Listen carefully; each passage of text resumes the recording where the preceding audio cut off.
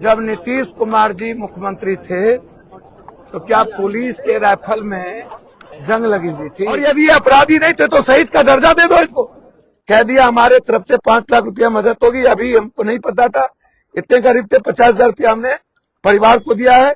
मेरा पहला सवाल है, क्या नीतीश कुमार जी जब मुख्यमंत्री 20 साल थे तो क्या तब क्रिमिनल की गोली नहीं चल रही थी?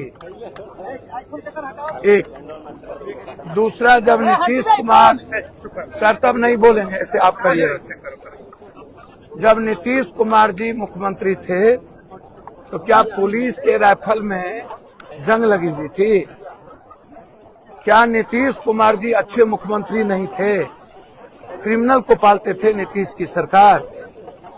और क्या नीतीश कुमार जी से अच्छी सरकार हो गई?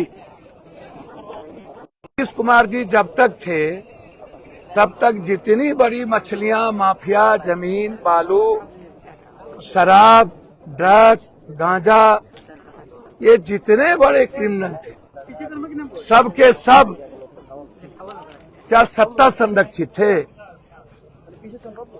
क्या थे? आज जो कभी हाफ इनकाउंटर, कभी क्वार्टर इनकाउंटर, कभी फुल इनकाउंटर, ये क्या है? Half encounter, quarter encounter, full encounter क्या है? इसका मतलब तो साफ है कि नीतीश कुमार जी की सरकार बिल्कुल क्रिमिनल के साये में चलते थे, क्रिमिनल के सपोर्ट से उनकी सत्ता थी। और आज सत्ता में रहने वाले जितने मंत्री बोले हैं कि ये सरकार सिस्टम ने गलत किया, तो या तो फिर मंत्रिमंडल से वो इस्तीफा दे दे गलत किया तो, या नहीं तो सरकार इस्तीफा दे दे। दो ही बात होगी ना। यदि गलत हुआ तो आप स्पीडी ट्रायल करिए, और यदि गलत इनकाउंटर हुआ तो इसको शहीद कर दीजिए। आप कह दीजिए अपराधी नहीं था। जो मंत्री बोल रहे हैं, आपको हिम्मत है यह कहने की, यह स्पीडी ट्रायल करने की,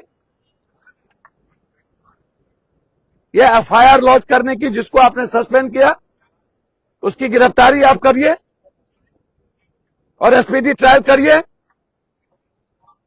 और इस परिवार को कम से कम 1 करोड़ रुपया दीजिए। ये घर कंगाल है। जब उसकी मां रोक रही थी, पैर पकड़ रहा था, खुद ही मां ने समझाया। और बहुत बड़ा बैकग्राउंड क्रिमिनल हिस्ट्री की नहीं है।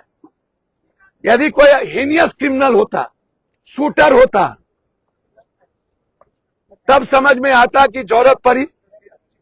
और जो तरीका है काउंटर करने का, क्या इसको लॉ प्रोटेक्ट करता हो? क्या कानून इसकी इजाजत? क्या जवाब दीजिएगा उसके मां को जो 9 महीना कोख में रखा? आप जांच करा दीजिए न्यायिक। सरकार से आप कोई उम्मीद मत करिए। जितने हाफ इनकाउंटर या काउंटर सिवान में अन्य जगहों पर हुआ, सारे इनकाउंटर और हाफ इनकाउंटर फेक है। पूरी जांच हाईकोर्ट के जज के नेतृत्व में करना चाहिए। मेरी बात तो समझिए, तो करा दो ना, आप ही करा दो। इस प्रदेश का मुखिया ने तो बहुत बात इसके बारे में कहा है, और यदि कहा है जांच होगी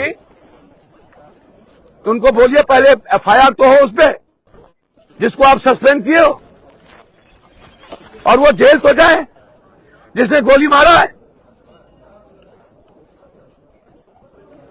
और यदि ये अपराधी नहीं थे तो शहीद का दर्जा दे दो इनको, और 1 करोड़ रुपया दो।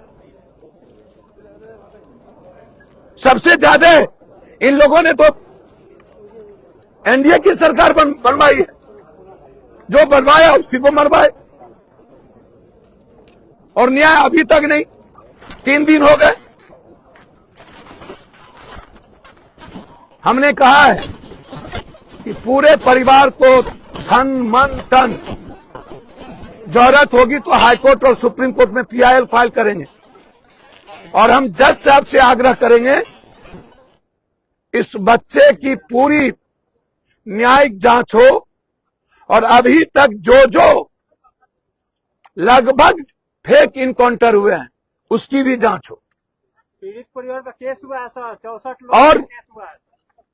जब आंदोलनकारी आंदोलन कर रहे थे तो उसकी मां को मारा गया, उसकी भाभी को मारा गया, उसके परिवार को मारा गया और समाज के बच्चों को मारा गया और एफआईआर भी लॉन्च किया गया। एफआईआर उन पर नहीं हुआ जिसने गोली मारा, एफआईआर उन पर हो गया जो न्याय के लिए गए, जो न्याय के लिए भीख मांगा। इसीलिए इस सरकार से और बड़बोलेपन मंत्री से उम्मीद मत रखिए। हम वादा करते हैं कि इनकाउंटर के मुद्दों को लेकर हम हाईकोर्ट जाएंगे। पप्पू जी घटना के शार और आज हमने परिवार को कह दिया हमारे तरफ से 5 लाख रुपया मदद होगी। अभी हमको नहीं पता था, इतने करीब थे, 50,000 रुपया हमने परिवार को दिया है। उस बच्चे के लिए 5 लाख रुपया मेरे तरफ से मिलेगा। पप्पू जी घटना के 4 दिन बीत गए। आज मुख्यमंत्री सम्राट चौधरी के द्वारा इसकी न्यायिक जांच की बात कही जा रही है। बोला गया है कि रिटायर्ड जज जो है हाईकोर्ट के, उनके अध्यक्षता में इसकी जांच कराई जाएगी। 4 दिन के अंदर क्या लगता है कि सबूत जो है पुलिस के खिलाफ मिलने वाला था वो क्या रह पाएगा? आपको लगता है क्या इनके मोबाइल के सबूत मिटा दिए गए होंगे जिनके चलते इनको मरवाया गया, जिन गलत लोगों के खिलाफ ये बोलते थे, और लगभग सबूत मिटाने की कोशिश की गई होगी। तो आप टीम गठन कर दीजिए ना। और रिटायर क्यों, हाईकोर्ट के वर्तमान न्यायाधीश के अंडर में क्यों नहीं?